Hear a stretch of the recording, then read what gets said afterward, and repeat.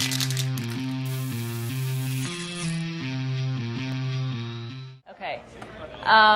So we're going to roll right into this panel. We've got a distinguished group of speakers here we're going to talk a little bit beyond CPM to more innovative ways of advertising and monetizing your products and services and content on the web.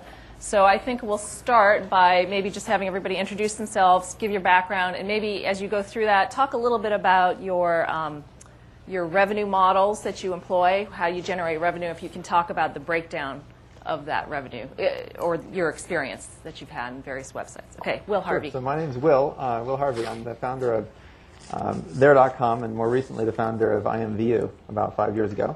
IMVU is an instant messaging company that combines PC-based instant messaging with 3D customizable characters called avatars. I think the reason that I'm here is that our revenue model is one in which we may make 5 or 10% of our revenue on advertising, but we actually have a 90 or 95% of our revenue comes from the sale of virtual items that have no physical value in the real world, but which users are ascribed value to, even though they're just bits underneath, and are actually paying. IMVU makes in the tens of millions of dollars a year, so they're actually generating a revenue of a significant company.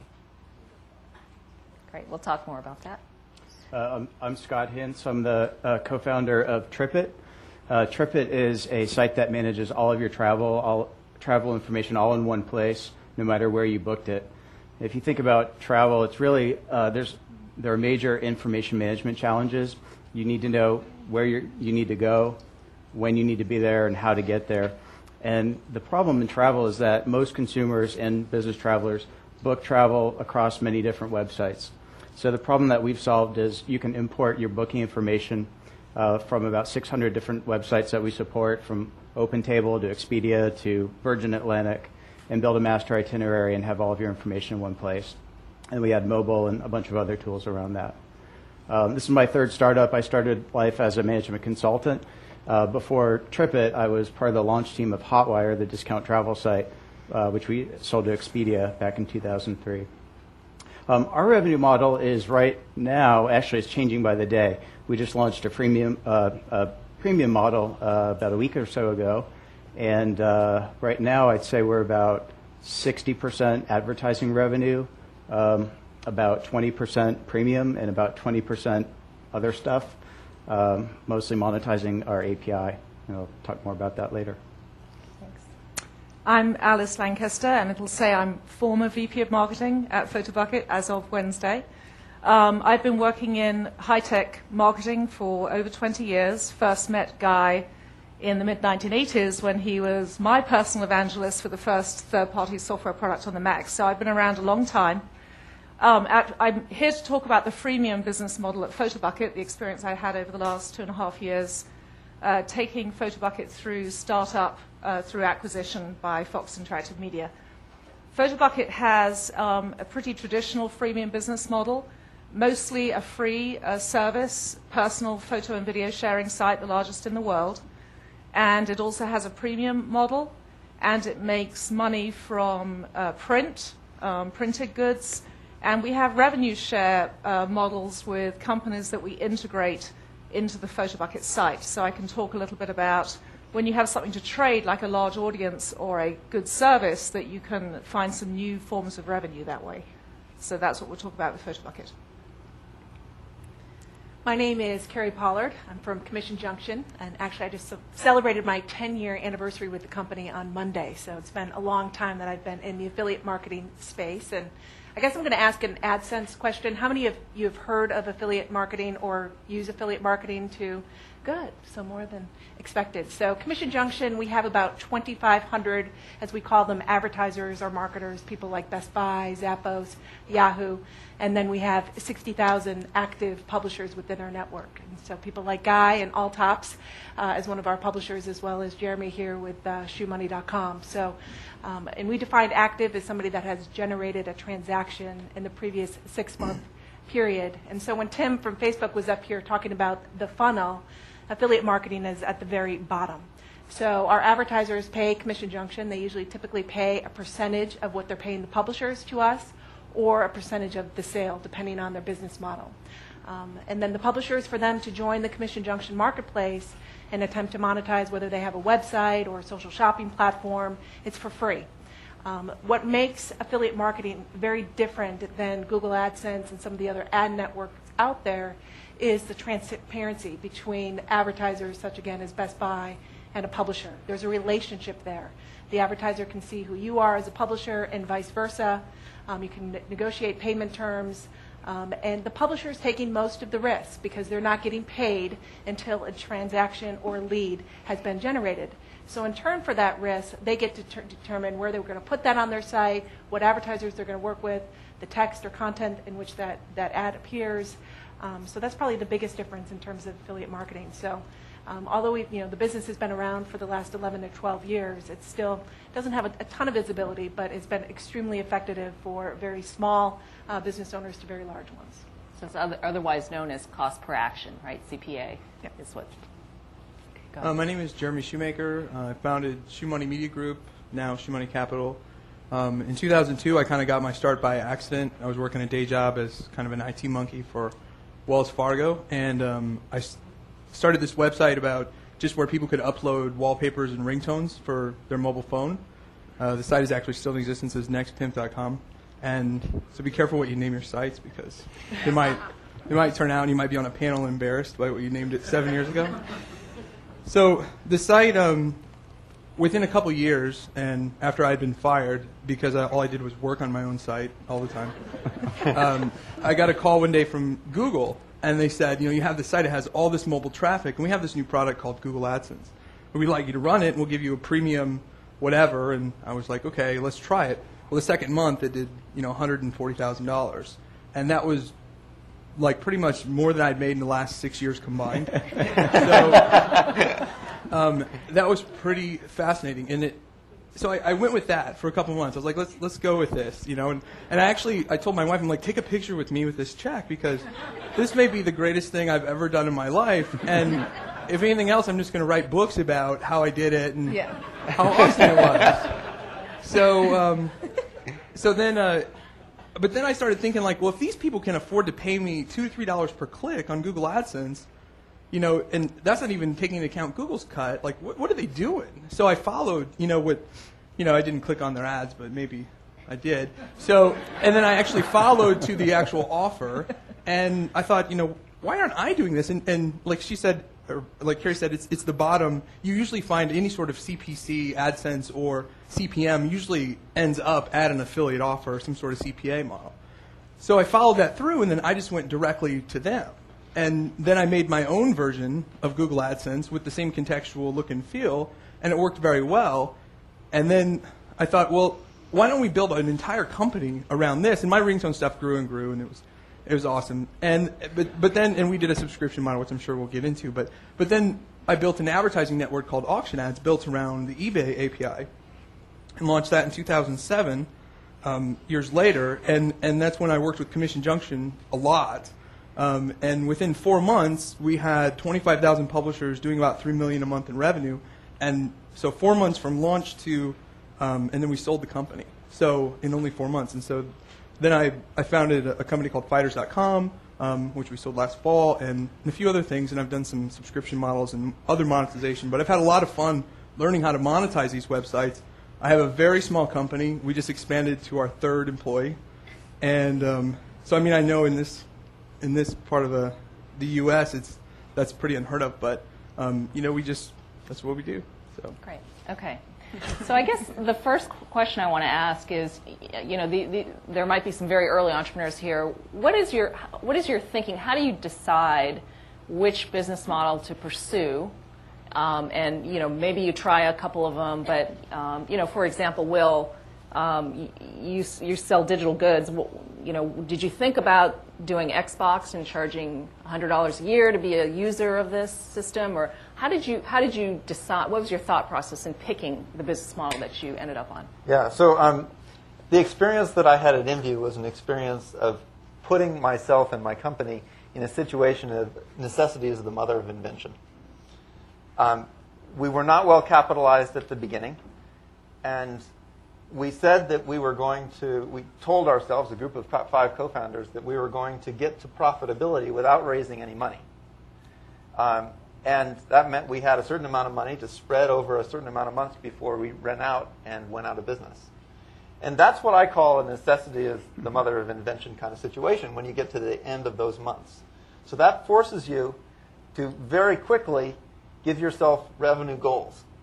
And it prevents you from coming up with a fantasy in your own head of what your business model is going to be and finding out 2 years later that, in fact, it's a fantasy as opposed to a reality. So we gave ourselves a business goal, a revenue target, 6 months into this, that we would be making $300 a month. And that may not sound like very much, but there's a big difference between 0 and $300 a month, which we discovered when we got to month 6 and found out that it was really difficult to do. How did we come up with the number $300 a month? Well, we came up with it by figuring that there were 5 co-founders, and each of us had a couple of friends and parents, and they would have to buy our product because they love us. And so if you multiply 5 by the number of friends we thought we could go a couple of months on our friends and family paying us money to buy our product. And we got through the first month. We made $300. And then we got to the second month, and we had to ramp up our revenue. So our target for the next month was $330. And we barely squeaked that one out. And then the third month, we started to run out of friends.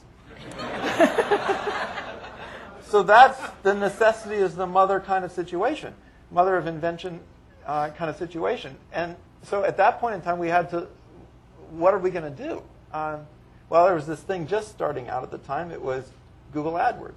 And people weren't really using it. But we thought, well, we got to do something. We've got to get more people to come see our website who don't already know us. So we gave ourselves a marketing budget of $5 a day.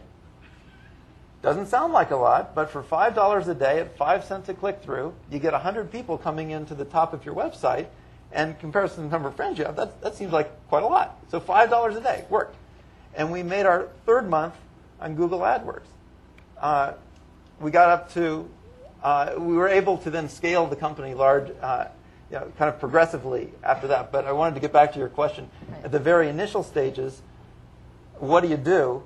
And my answer is give yourselves a revenue target and then put yourself in the necessity as the mother of invention kind of modest situation. revenue target, right? Yeah. Okay. If I could add to that, well, you hit on 2 things that I think are really important. At Hotwire, we did that. Our first round of funding was $75 million, so we didn't have to worry about cash, but we forced ourselves into that same dynamic. We had, in fact, we're going through it now at Tripit. We had these daily meetings at 5 o'clock. Representatives of every group in the company got together. It was called 1,000 Tickets a Day. And it was literally, we got in, we sold 550 airline tickets today. How are we going to sell 600 tomorrow? And I was like, I just signed, couponcabintravel.com, and I think they're going to deliver 3 tickets a day. Great, put them up on the board. And, we just force ourselves to get to that point. We're doing that now with Tripit Pro, similar artificial constraint, because it's a huge forcing function. You really learn a lot about your business. That's where you sit in the room and you start to develop metrics. Like, we need to call that conversion from free trial to paid something. And this rapid development and intelligence, and I think money is a forcing function. The other way I like to think of it too is I think revenue is truth serum in the business. Charging for a premium service right now, we're learning so much about what our users do, what they're willing to pay for, how much they're willing to pay for it. Advertising, we did that first because it was easy. We had a lot of people knocking at our door, so we picked the low-hanging fruit. But ultimately, I don't think that's going to be the bulk of our revenue. But you have to start somewhere, and you take it where you can get it. But over time, I think actually charging your consumers for money is a much better way to learn about your business and the long-term value that you provide. So that was why we chose that second. Mm-hmm. Jeremy, any? Well, we basically we started with AdSense, and then I don't know if there's anyone from Google here. If there is, earmuff it, because I think AdSense is a pretty horrible product for the actual webmaster, because it never really let your website gain traction. Because in order for you to make money, someone has to leave your website, right? So you've done all this work to get them there, they get there, and then they one click and they're out. So we created a subscription model on our NextPimp website to where basically we just charged $19.95 every 6 months, and for that, you know, we never charged for ringtones and stuff because we were always worried about the legal liabilities of claiming, you know, stuff because we had a lot of copyright issues and stuff back in the day. But so we charged, and basically that just gave you access to like the private forums. You got a cool avatar, and you know, some other bells and whistles along with your stuff. And I mean, it grew. We were amazed at how fast people signed up for it because they really wanted to support the website. And but it was basically this virtual thing, much like you were talking about. And so just finding those other forms of revenue, whether they're the affiliate where you control, you know, make this open in a new window and still keep the customer and stuff like that. So our goal shifted from just a quick buck to like, let's retain this user base with a subscription model, you know, and if we offer them commercial affiliate products, at least we haven't lost that customer. We can still, you know, open that in a new window or whatever, so we can still keep them on the site. Alice? At Photobucket, the early days in 2003, it was started as a photo hosting site, and it was a free photo hosting site, and people loved it and were using it. And what the founder, Alex Welch, found was that people were taking the HTML snippet and posting it on other sites. That's become ubiquitous. It was actually, Photobucket was one of the first sites to do that. And what he saw in following the user behavior was that there were certain users that were using it a lot. And they were called various nefarious terms, but they were really using a lot of bandwidth. It was costing a lot of money. So he had the idea that he would ask them to give him something in return for using his bandwidth, and that was to advertise his service of Photobucket on their site and thus bring in users. And that was kind of a skewed affiliate model where no money had changed hands, but Photobucket had a service to offer them, which was hosting photos, and in return, they gave Photobucket users. And that way, Photobucket grew hugely, and it's now at 80 million unique users a month, still using that model of exchanging bandwidth for certain high bandwidth users in exchange for advertising Photobucket. So Photobucket has no outbound advertising budget whatsoever, does no advertising whatsoever, and is still the largest personal photo and video sharing site in the world. But then you had to come to, once it became mature, you had to find other methods of monetizing those users beyond the ads that you show them once they come to the site. And Photobucket got to a very mature state where it could have direct brand ads that were different. The previous panel talked a lot about brand ads, and I hope people know that there are other kinds of advertising that can be done that's much more interesting, that with movies and with content that doesn't look like advertising but is advertising. And then obviously it has the print model. So in the early stages, it was a trading, kind of a horse trading to get users in. And then as it matured, finding new ways to get those users to stay and to pay money, and then learn how they're using the product and sell them a premium service based on what they really value and what they want to stick around for, which is, you know, we can talk about that separately. Okay, so let's talk about that, the freemium model that, you know, Chris talked about earlier. It seems like most companies evolve by offering something free, and then they figure out, okay, I'm going to upsell a few of my customers. How do you decide, you know, what to put in, you know, the premium product, how much to charge for it? Do you risk alienation?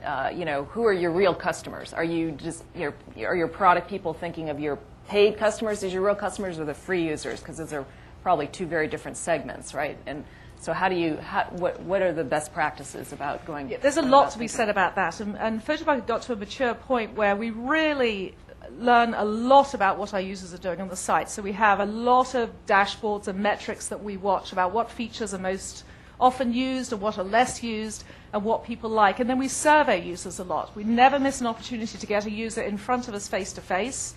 Send out surveys, follow them on Twitter, look at customer service, every possible opportunity to find out what users are doing on the site, take advantage of it, and then find out what the most valuable part of what your service is that they will be willing to pay for. On Photobucket, a lot of our users are young. 65% are under the age of 28, and as you learned earlier, a lot of those young users don't pay. They don't have access to ways of paying, and they don't pay. However, with a large user base, there is a segment that is willing to pay. You're taking care of their most precious commodity, their photos and videos. They want to feel like they're secure, so they will pay for the security of knowing that they're safe. And they also want more space, more bandwidth, no ads, and all those kind of features. So you kind of test and measure and see what gets people to upgrade, and then do more of what works and just let go of what doesn't work. But really knowing what your users want is important, and it takes time to do that. It can take months and years to really find that out. It's very important to stay in touch with the users and learn from metrics. If I could pile onto that a little bit. Earlier in your first question, you talked about people who are out in the audience who are early stage in their companies. You have a tremendous ability in the early stage to try things out without huge repercussions if they're not successful. Because if you ultimately are successful, then any impact that any of your bad decisions have when you're small won't matter in comparison to the scale that you ultimately will be. So the value of the learning that you can get from trying experiments greatly exceeds the risk of alienating your future customer base by making mistakes in what those offers are. That runs counter to your intuition at the time, where you don't want to run an experiment that you don't think is going to be successful. You don't want to ship a product that you don't think people are going to like. So there's a lot of your inner emotion that's working against what I think is the best business practice there. With IMVU, we started out just as another example. Our first guess was, look, our product is good enough we can charge for it on day one without a free trial. So we put our pay bar at download. $19.95, you can download the product. We sold 0 copies. And we tried that for 3 days. We thought we had a bug.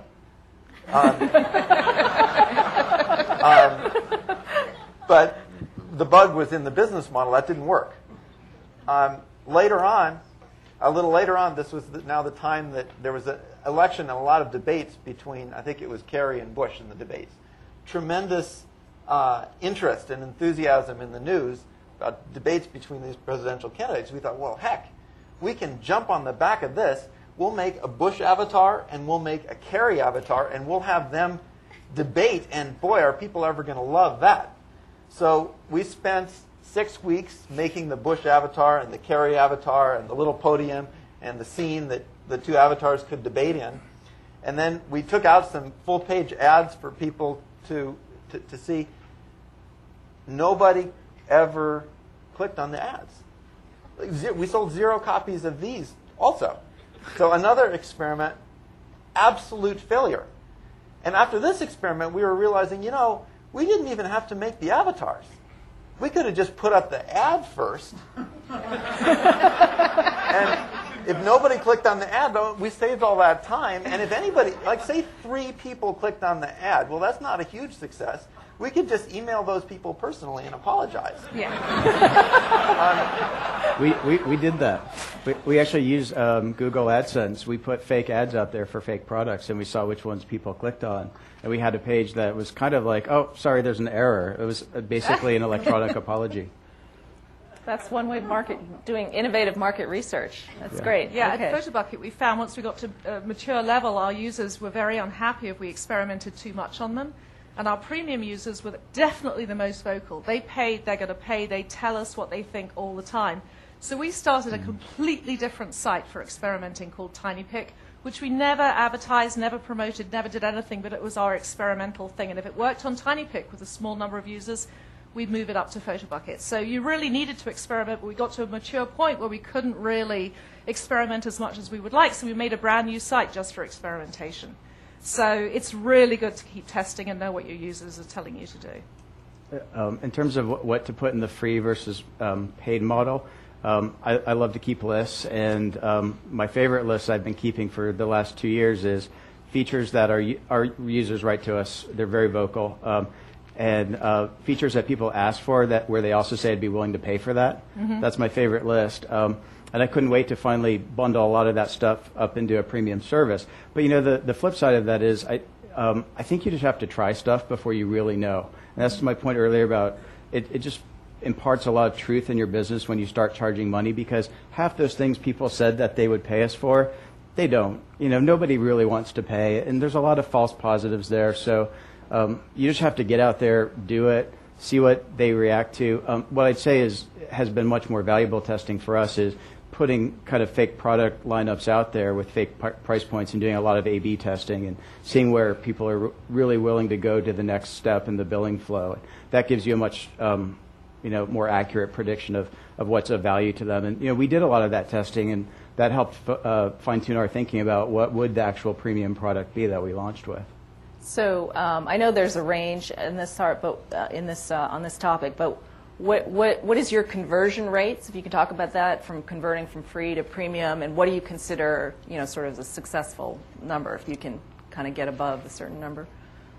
Photobucket doesn't quote its conversion rates, Yeah. but I think that conventional wisdom said 1 to 5% is successful, but when you look at it closer, there are companies like Club Penguin that are at 22% or 25%, Habbo at 16%.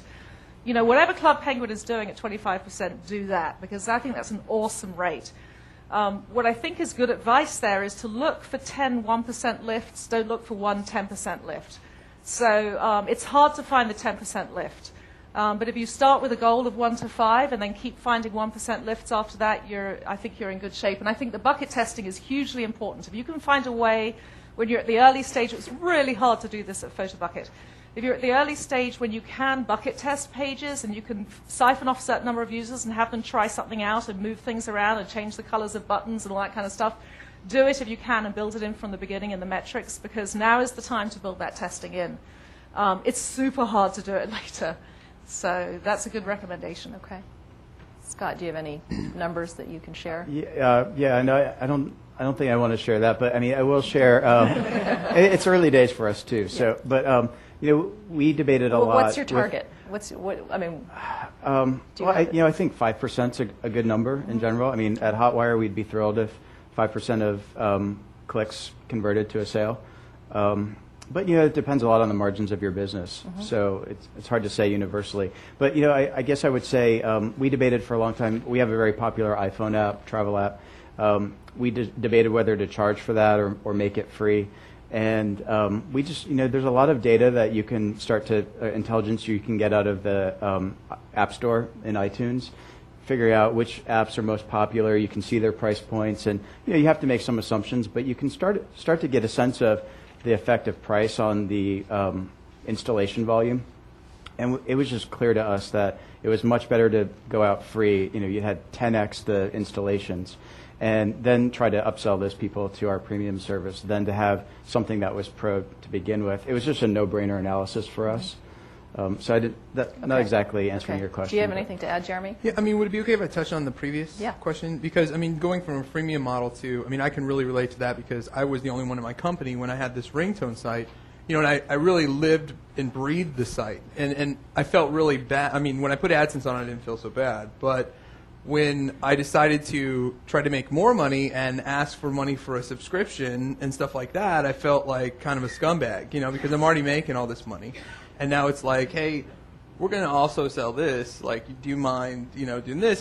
But it's amazing that people, you shouldn't be afraid to throw things out there because people love your site and they use it every day and they kind of understand, like, you've got bills to pay too. We want to support this, and and you want to use tools. There's one I want to mention that's called CrazyEgg. It's crazyegg.com. It's Neil Patel is the actual. He was up here earlier, and I see him standing in the back right there.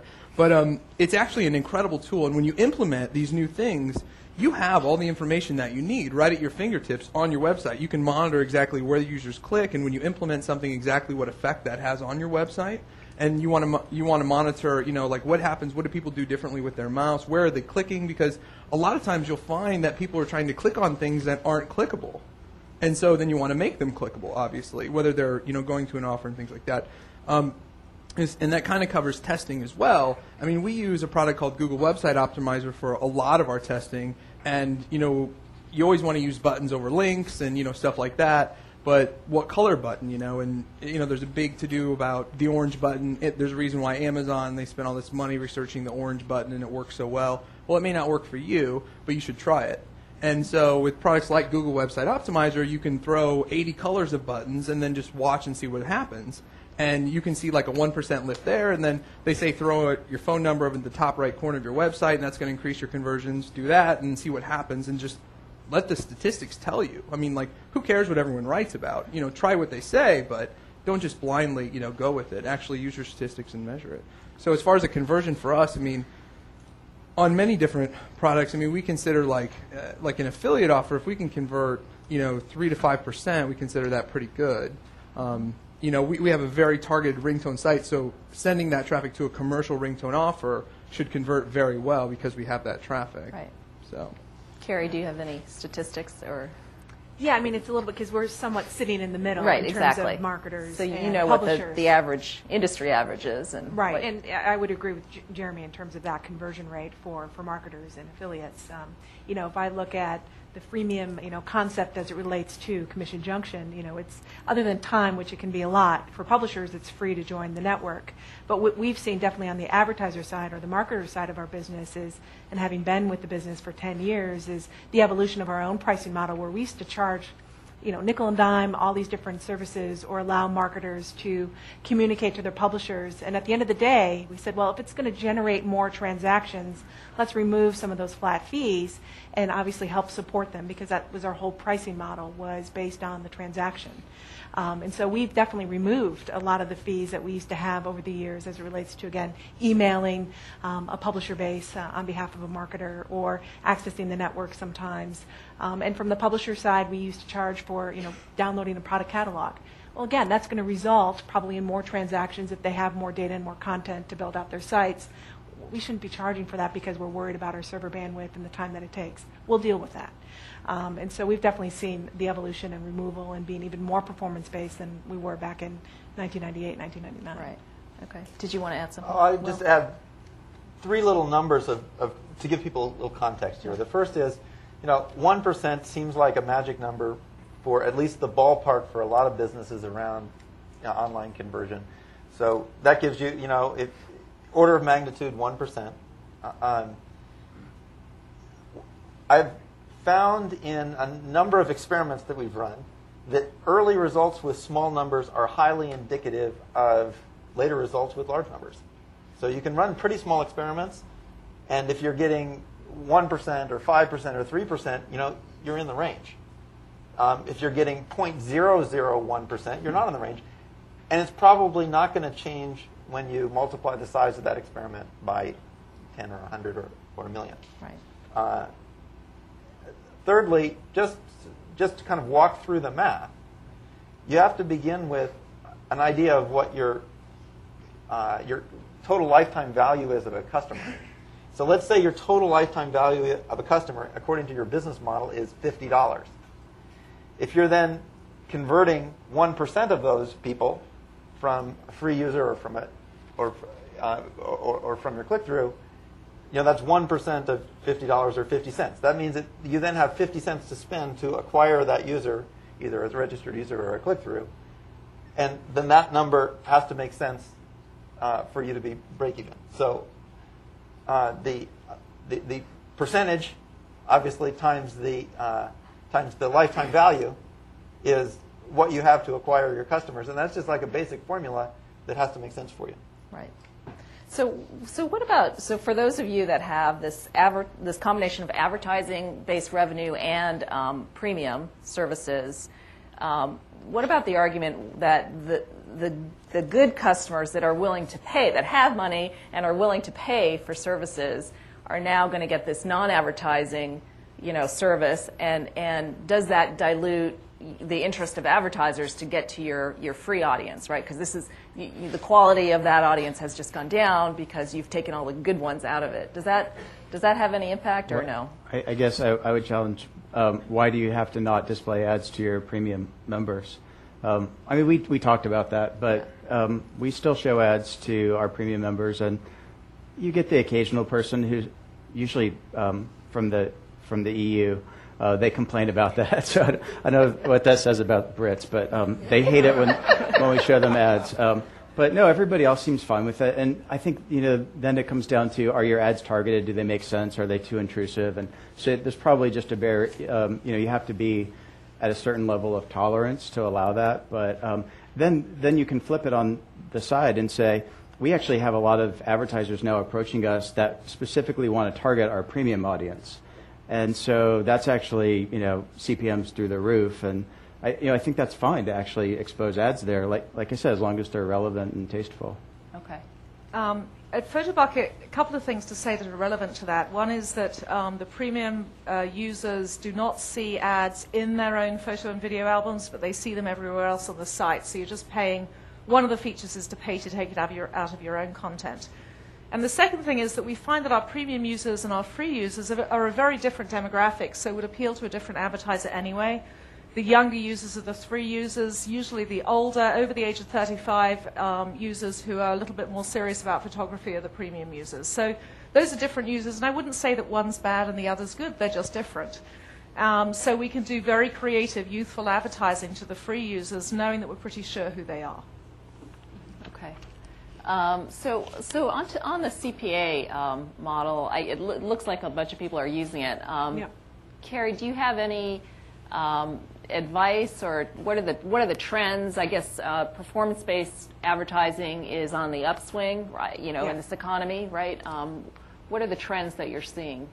Yeah, it's been a really interesting last year, obviously, with the economic environment and just the overall savviness of a lot of marketers now. And so marketers that primarily worked on the CPM or CPC basis are now wanting to work more so on the CPA basis. And publishers that would never pick up the phone or even think about doing CPA are now looking at platforms such as ours, looking at the slew of advertisers and knowing that they have to learn how to monetize on a CPA basis as well. So there's a lot more opportunities, I think, on both sides of the fence for advertisers and for publishers.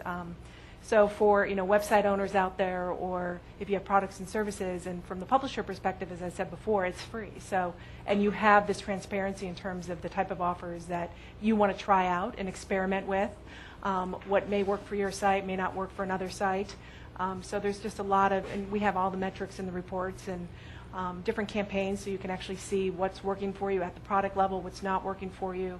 And so we try to, and we also have a smart ad concept as well, where you can actually have a rotating banner ad as well on your particular site. So that's, we've definitely seen a lot of convergence across the space, I think, in general, between CPC, CPA, and CPM, and Commission Junction is part of ValueClick, who also has a display network and a lead gen and ad serving and whatnot. So it's interesting to see and hear from all the divisions and how much we're starting to really come together, because the market is starting to converge as well. So. Okay. I was just going to say, CPA is probably like my second favorite form of monetization, because if you have, it doesn't matter what site you have. There's such a diverse. If you look in Commission Junction, you guys have how many programs? Thousands. 2,500. Yeah. And it's likely one of those closely relates to something you're talking about. For instance, like I've written about on my blog about Yahoo Search Marketing. Just from that one post and running it through them, I generated over $7,000 from that one post. When you guys launch your Visa Black Card, through Barclay, I've done like $17,000 just from that one post. And it was because I wanted to talk about it anyway. So I was like, hell, I might as well throw an affiliate link on there. And it's just fascinating. And then when we started with our ringtone stuff and saying, okay, we have all these free ringtones, but here's also commercial offers that will send them directly to your phone, so you don't have to jack with downloading it and trying to figure it out. And people click on it, and it's highly targeted to them, and they're willing to pay for it because of the hassle. So don't be afraid to do it. And there's a lot of new legislation and FTC stuff coming out about disclosure and all that kind of thing. It's going to get a little hairy pretty soon. But you should disclose. I have a little disclaimer on my blog that just says you should know that I'm profiting in some way from everything you click on, basically, on my site. It's kind of a catch-all, but it's like, this is what I do for a living.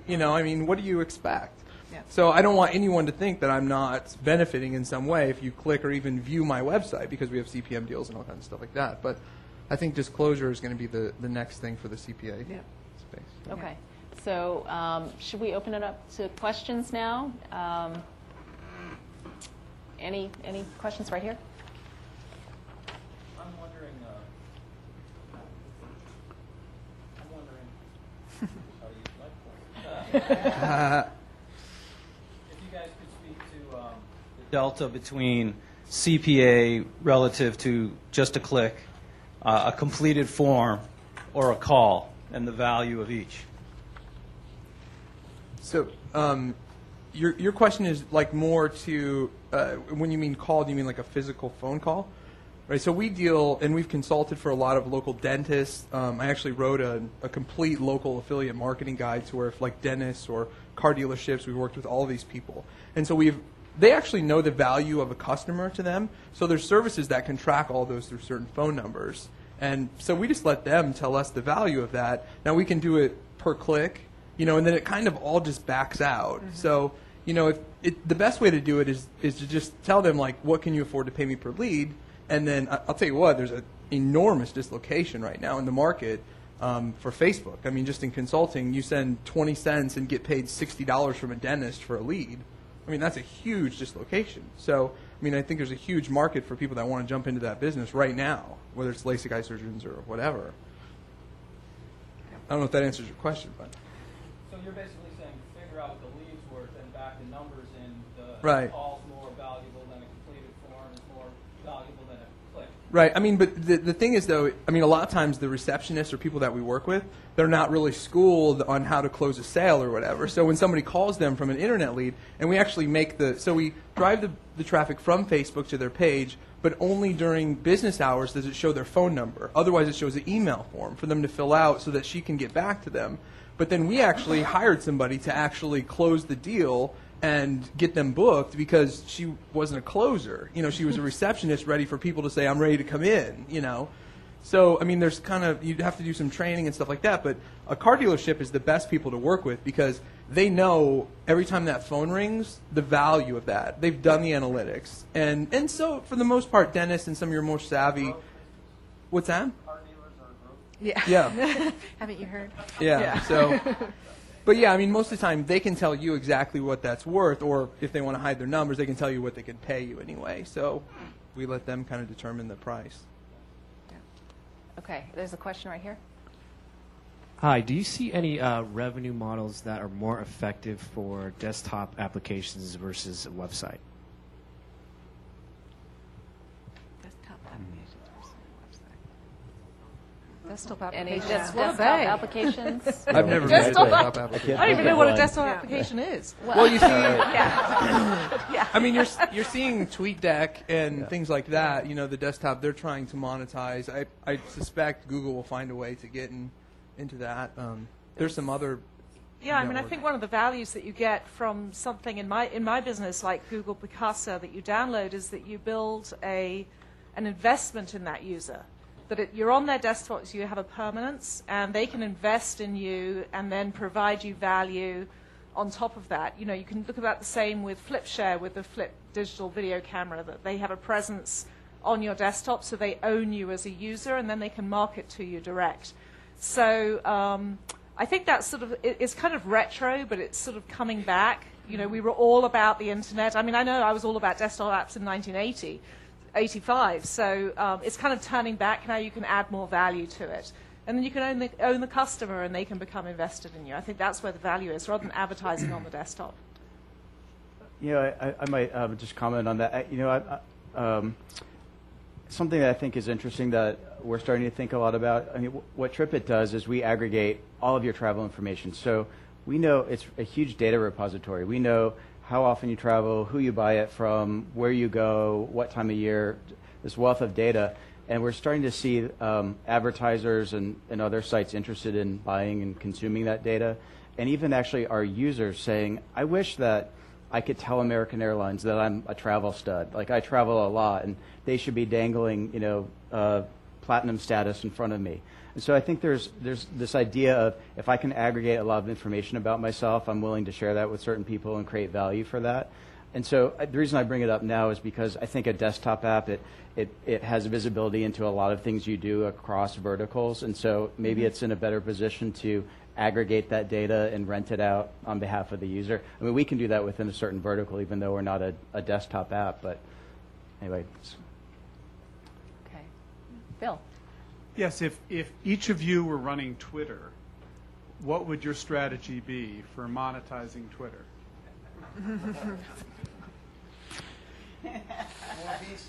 I can answer that easy. I was wondering who would sell virtual Yeah. I'd try a lot of experiments. I'd try to sell a lot of things. What people perceive value in is not necessarily obvious. At IMVU, we sell virtual clothes, 3D clothes for avatars, and that's what people are willing to pay money for, right? And in fact, we don't even make the clothes ourselves. There are 50,000 developers around the world who make the clothes, submit them to the catalog, and then when it sells from the catalog, the developer gets proceeds, and we get about half. Some of the developers are making more than $1 million a year, so it works out well for them. It's a big business. We thought at one point, well, if people are willing to spend money on virtual clothes, maybe a lot of people are buying gifts for each other. Maybe they'll spend money on wrapping paper for the gifts. Well, what is virtual wrapping? Well, you get a little private message saying so-and-so is giving you a gift, and it's a background pattern in that little message, right? So we thought, well, what will people pay for wrapping paper? They seem to really like it for free. We'll try 10 cents. And we sold a ton of wrapping paper for 10 cents each. So, well, all right. So in the spirit of experimentation, if they'll pay 10 cents, maybe they'll pay $1. So we tried $1. And we got not as many sales, but we got a lot of sales of wrapping paper at $1. So we thought, all right, well, let's keep going. And we made a wrapping paper where the texture said, the world's most expensive wrapping paper. And it was $2. And we sold a decent amount of those. We started to kind of feel the inflection point in the curve on the $2 wrapping paper. But we thought, we're going to keep experimenting. So we came up with the Galaxy's most expensive wrapping paper at $10, and we found the limit there. Nobody bought that. But we tried. We had no pride. So we didn't know, right? I think Twitter should sell wrapping paper. I think they should. The general argument or point is I think they should try lots of experiments because it's hard to know in advance what people will pay money for when you're talking about new things, and it's hard to know how much money they will pay. I'm not sure that it's going to be that hard for people to find out what people would pay for on Twitter. I mean, I know what I'd pay for, so I'll tell you what I would pay for on Twitter. As a brand marketer, I would pay for information about how my brand appears on Twitter. I go to 5 or 6 different sites that do all these tweet clouds and this and Trender and all this kind of stuff, and it's overwhelming and a huge amount of work. I want to be able to follow my brand with metrics on Twitter and know exactly what's breaking out and get the equivalent of an old-fashioned page when there's some catastrophe I need to respond to. So I would tweet about Photobucket multiple times a day and follow it and respond. My favorite people to respond to on Twitter were people that would say, F you, Photobucket. But they didn't say F you, they spelled it out. And then you could engage them and say, what's up? What's happening? So those people, you want to engage them. I need metrics on those people. And I think every brand marketer wants to. And I would pay a lot of money for that. I would also pay a lot of money for custom backgrounds and all this kind of stuff that if I wasn't creative, I would find hard to do. So I don't think it's very hard for power Twitter users to tell Twitter what they pay for, and everybody else would be free, and that's okay. So I think it's easy. I'm just going to tell you, I think it's very easy for Twitter to monetize. I don't know how many of you guys here have you ever done or been approached to do a paid tweet? So I have. And I have close, I think about 38,000 followers, not a ton, but a decent amount. And when a certain search engine launched not too long ago, they paid me $300 a tweet, not to exceed 4 tweets a day, right, to link to their search engine. And so that was for a week. And we'll fool you. Panel. In the last month, well, everyone knows that I'm a sellout. So in the last month, there's been 9 different Twitter advertising networks pop up, whether it's RevTweet or sponsored tweets or whatever, where you can go in, they analyze your account, and you can name your price, and they priced me somewhere around $400. I mean, the girl from the Girls Next Door, the Playboy Kendra, whatever, just did a sponsored tweet for $2,500. That's what she gets a tweet, and she has a line. Okay, so I mean, it's not going to take too long until Twitter is like, "Where's our cut? Where's our cut?" And then they just invent the marketplace, and it's over. Right. So is there A lot of a traffic. disclaimer Yeah. on A lot of your traffic. on Is there a your tweet? disclaimer on Yeah, the tweet you- that says yeah. I was paid for this? Yeah. Okay. Well, the thing is, you use the hashtag #poundspawn, and everyone knows right, I do yeah, yeah, sponsored yeah, tweets. yeah. So, and I've had people like say, "I unfollowed you because you sponsored." Okay, go away. I don't tweet for you. I tweet. I do kind of tweet for you, but basically, that's what I do. I'm an internet marketer. I try to make money for a living. For me not to sell out, wouldn't be right. So when I'm approached, At least he's honest. Yeah. so when I'm approached and somebody says, "I'll give you $400 to say this thing," and pound spawn, and well, let's be honest, nobody knows what pound spawn means right now anyway. So I can sell out. Nobody even knows yet. So until they watch this video, But I have to wonder if that type of activity is going to mitigate Yeah. their success in the future, because then you're getting away. It's no longer authentic, right? well, the great thing is And- people can just unfollow. If you want to sell out, you can. Like on my blog, I freely say, like I get paid to write about products that make money. Now, if you know that from the start, and you know to take what I say and create your own opinion. Yeah, but rather miss all your tweets, I would like to just be able to miss your sponsored tweets. Okay, well, I'm Because sure. because there must be something of value you're tweeting elsewhere. I'm convinced there is. So Yeah. I just don't want to be. I would like to avoid that on Twitter, because part of Twitter is the authenticity of what you're saying Right. and how valuable that is. No, I think of Ted Murphy from Paper Post, who then had to rename themselves to Izia, whatever, because that was really the epitome or at the center Right. of that whole controversy, and he still I'm deals glad with it today. I'm glad you brought up Ted because and full disclosure, I am on the board of advisors for IZEA. And so Ted has what's called you can actually tweet and get paid per deal. Well, Blockbuster had a thing on there. It was 80 cents they pay you per click that comes from Twitter. So I was like, I'm all over this. So I tweeted it out there, and it's $700 for one tweet. Yeah. All I said, do you think Blockbuster can compete against Netflix? Link, and then people click on that, and I get paid like crazy. And I'm actually doing a thing this week about the Twitter arbitrage, because you can buy Twitter traffic for like 9 cents on these advertising networks per tweet, and then sell it for like 90 cents. There's a huge dislocation right there right now.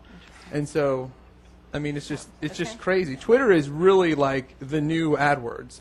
When AdWords was very at the beginning, there was a huge disconnect there. And Twitter is now that. And until they figure it out, and until eBay and Best Buy come in and just own that marketplace, there's a huge opportunity for people to make a lot of money right now. Right. Well, and I thought to steal an idea from Jason Calcanis of Mahalo.com, who, when you join Twitter, you get the recommended friends. Well, sell those spots. Hey, I'd pay $20,000 to be somebody's friend. Sure. Or, is another Another idea. great Yeah, idea. there are plenty of ways to do it. Yeah. And also I think if they just did a subscription model where they just charge $20, make some small features, I would pay tomorrow. Yeah. So I think it's an totally. incredible I product. like that right now there are no rents on or tolls on tweeting. As a business, I love seeing search results with my brand in it. That's really valuable to me to see what two people are saying to each other about my product or service.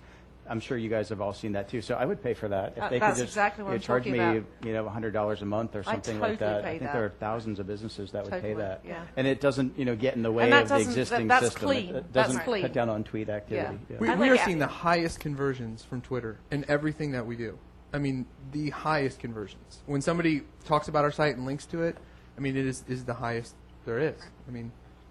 So that's a new category then, Twitter advertising to consider, I guess. But somebody has to do the Twitter advertising company correctly, because they're all taking way too big of a cut right now. If somebody did it and didn't take 70% of the money, they would completely destroy it. And I have a non-compete. I can't create another advertising network, but somebody should Sounds do like a it and business do it right. opportunity. Okay. There you go, Guy. Who's got the mic? Oh, back there. My question is about analytics, but specifically about which analytics are the best predictors of revenue. So I liked Alice's example about setting, say, a 3 or 5% conversion rate and then stepping up 1% at a time. What else do you use to really figure out, okay, we're on the right track for making revenue? Photobucket, we use Google Analytics, but the site got so huge that we had too many URLs for Google Analytics, so we had to build our own engine. We just had a lot of nerdy engineers that like to write code, so we built our own analytics that allowed us to track that, and then we gave access to the whole company, got access to analytics, and then I would produce a monthly financial and marketing dashboard that showed the results And Frederic Dahm, who's sitting behind you, who was one of our product managers, would come up with the results of new feature launches and so forth. So we used our own stuff, but there are plenty out there. We didn't want to pay for anything because we were cheap. Right. Just for clarification, I'm really, maybe the word I should have used is metrics. So what metrics would you use to predict revenue? I'm so sorry. What That's my metrics fault. are you using? What are you measuring? To predict revenue, which do you think are the ones most closely related to revenue? And this is a question for anyone on the panel. Key metrics. What key metrics are you following every day that's, top of mind for you? Go ahead. I was just going to say that understanding your funnel is important. So at IMVU, we have registered users, users who download, users who try the product, successfully download and actually try the product, users that have 1 chat, 5 chat, tell their friends, pay, tell premium users. So, something like 10 levels in the funnel that we use, and it goes from, like 80% down to in the single-digit percentages at the bottom. So understanding what those are is really important for your business, and it will depend on your particular business what those are. We have ours. You would have yours. Interestingly, as I think probably any of us on this panel will say, you'll end up coming up with some concepts that you believe are important and that correlate to revenue. And we had one for activation, an activated customer. And to us, an activated customer meant somebody who came back and used the product, not just that first day, because you have a lot of people who sort of kick the tires and then bounce off. And we didn't find that first day correlated all that well. But we found that if they came back between 3 and 8 days after that first day and used the product a second time on a different day, that was an important concept. So we defined the term activated customer. That term had relevance to our business and has relevance for a long time. So you end up optimizing your business toward the terms that you've created. So my advice for your business is come up with some ideas on what you think applies to your business, test the ideas, and then continually retest to make sure they remain relevant. There's a metric I'm still always surprised that a lot of people don't talk about or know, like when I conduct interviews, is latency. Is this idea that just because someone clicks today and doesn't buy today, they might buy a month from now. And so just making sure that you have systems in place that are really good at keeping track of that and understanding what the latency rate might be. So, we can see that maybe we do a new buy somewhere and a flood of traffic comes in and nobody's converting. But as long as we know that in 6 weeks they're going to convert, we don't cancel prematurely. Actually, when we used LinkShare at Hotwire, it was really great for getting visibility into that. On CPA deals, we often would only pay for 7 days of latency, but maybe 80% of the transactions came in after that 7-day period. Sneaky. And so it's free business for us. And so we built that into our metrics on every acquisition deal, and it was just really valuable. Any other comments? And It's we're gonna wrap up. it's really important to know those metrics. I mean, it's absolutely, because you're just flying blind. If you don't know what a new user is worth to you, I mean, like we have a continuity membership program where, we know that if somebody signs up for a free trial, they're worth $2. If they sign up, for a 1-month membership, they're worth $100, because we can keep the user for so long and blah, blah, blah. And so, until you put that, then if you're buying traffic or whatever, you just have no clue what you're doing. Yeah, and I think making that information available beyond just yourself is important. It sounds trivial, but we would produce dashboards that we would release on the 5th of the month after the end of the month, and it accounted for activity levels and logins and number of pro users and how many uploads and how many searches and what people search for. It's a huge long list of stats that my team would have time to put together, but somebody else wouldn't. So make that available to everybody who's in any kind of capacity for decision making at your company, whether your company is large or small. And then we have, with the latency, we talked about Photobucket bears and squirrels that were users that were in hibernation. Bears had a lot of assets and squirrels had very few assets, but we knew who they were. We targeted those groups very specifically to bring them back to life, so that if they had gone into hibernation, they came back in.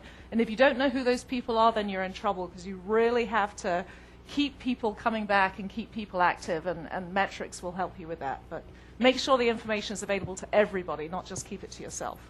Okay, great. So we're over now in terms of time. Yeah, So, should I ask? oh, you have a question? Sorry, Yeah. I'm sorry. Last question. Go ahead.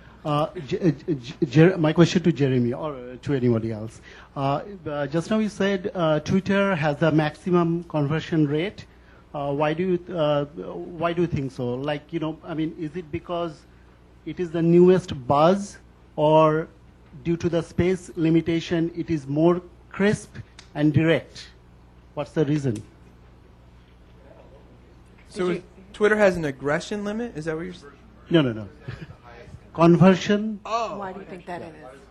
Oh, because, I mean, much like, well, it has a lot of trust. I mean, you're following people that you respect and care about. So, when they tweet a link, much like a blog has a great conversion ratio, when somebody recommends something, my question is actually, why does it have the maximum conversion rate than any other application? Just because it is new, or it is due to the space limitation of that 140 character, it is more direct? Yeah, so it's not polluted yet. So, I mean, like, you've seen all these other spaces, like even a lot of blog stuff and stuff, it becomes less and less trusted, over time. And right now, Twitter is new, and there's not a lot of spammers on there yet, and things like that. And so a lot of times when you post a link or do something like that, you see a tremendous conversion ratio. And also, it's a new audience a lot of times for you. So when you tweet a link to, stuff, it's normally an audience that you can't reach, or,